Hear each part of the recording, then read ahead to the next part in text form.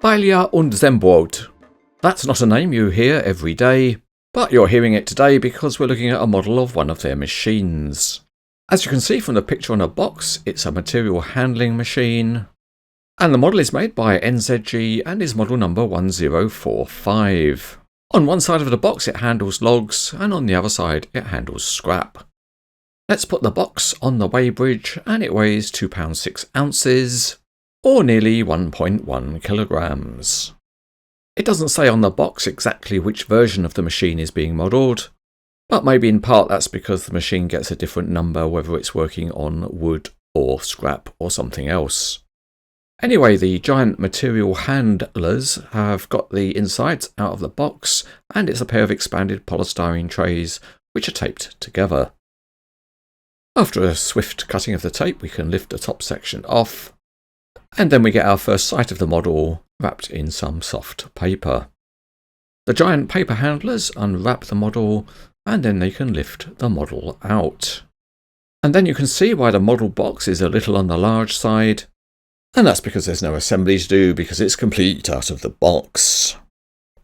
There are just a couple more pieces of packaging to remove, and in the box is an alternative tool and a bag of parts. The pin that secures the orange peel grab to the boom is wrapped in masking tape to stop it coming loose during shipping. And with that removed, we can plug in the hydraulics, and then the model is essentially complete in an orange peel grab configuration. So as it's complete, let's put it on the weighbridge and see what we get. And it's 1 pound 10 ounces, or 740 grams.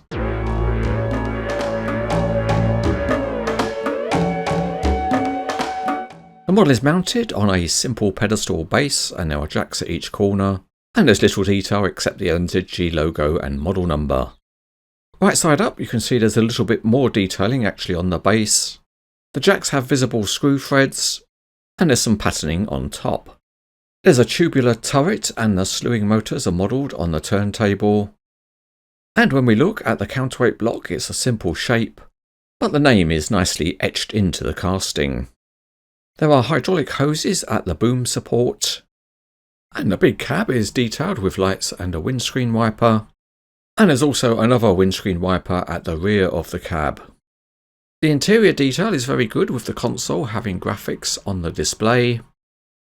And moving on to the boom, there is silver pipework and flexible hoses, and the junction of the boom and stick is nicely modelled.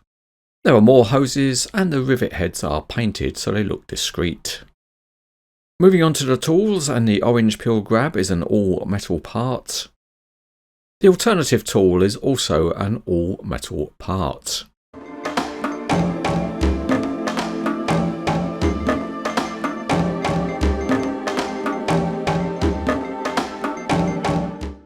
We start with the base, and it has a levelling foot at each corner, and you can lower the pads just by unscrewing. As you would expect, the model can be rotated, and it rotates quite smoothly. And you can certainly get that grab swinging as well. Moving on to the boom and the stick, and you can bring the grab in close to the pedestal base. Or you can go to the other extreme and stretch the boom and stick right out. The hydraulic rams have got a good level of stiffness so they don't bleed down, not initially at least. And you can go to the extreme of having the boom and stick stretched out horizontally.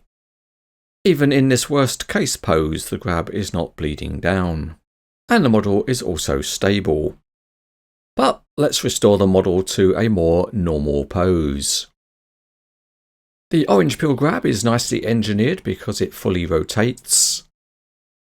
And as you've already seen, it fully swings on its pinned connection.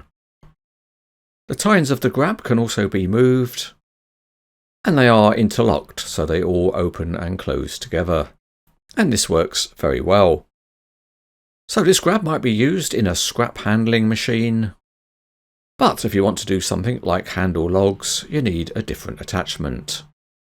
To make the change is simple enough. You just remove the steel pin and take off the tool, and then you just refix the new tool by adding in the pin. Okay, it can be a little bit fiddly, but practice makes perfect. And when you're done, don't forget to reinstate the hydraulic lines. So now we have the timber grab on, and let's see how that functions. And again, in addition to swinging about, you can fully rotate it. And you can close up the grab tines. But on this grab they're not interlocked, so you need to close them up separately. An unusual feature of the model is that the cab can be removed. It's located in place with a couple of pegs, but as you can also see there are small magnets embedded in the structure. And to keep the model looking good, you get another piece which you can press in, and that slots in really easily and is held in place nicely by the magnets. But if you don't want the remote control machine, you can just add the cab back on.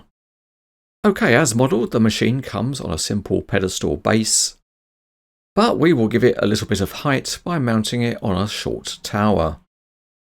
The real machine can be mounted on moving gantries and all sorts of other configurations. So to complete our micro diorama, we'll add a little frame that can hold some logs. And now the machine is all set up to do some serious log handling.